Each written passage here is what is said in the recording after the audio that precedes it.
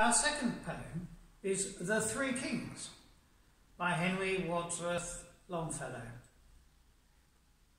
Three kings came riding from far away, Melchior, Gaspar and Balthazar.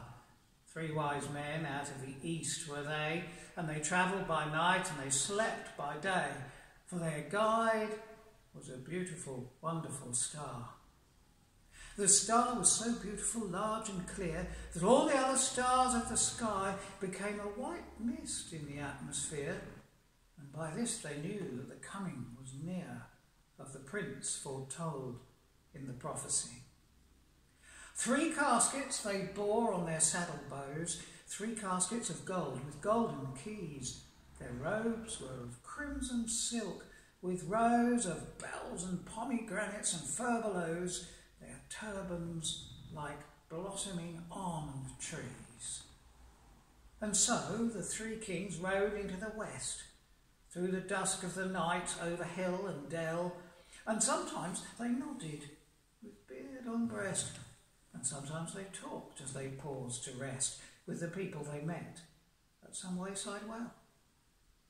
"Of the child that is born," said Balthazar, "good people, I pray you, tell us the news. For we in the east have seen his star, and have ridden fast and have ridden far to find and worship the King of the Jews." And the people answered, "You ask in vain. We know of no king but Herod the Great."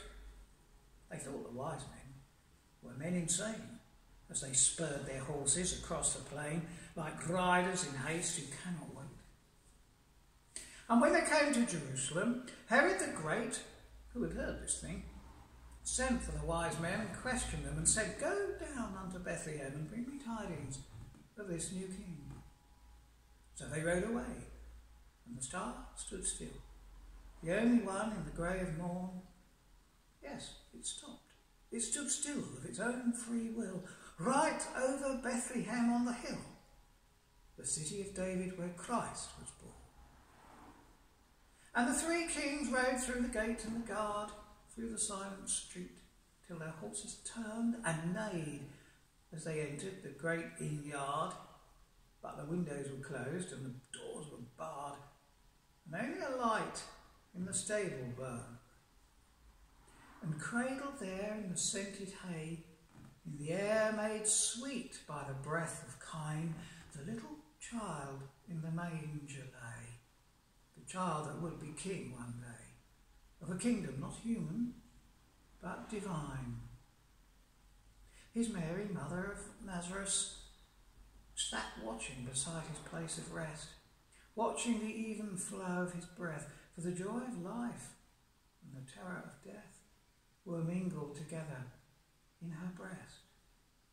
They laid their offerings at his feet. The gold was their tribute to a king.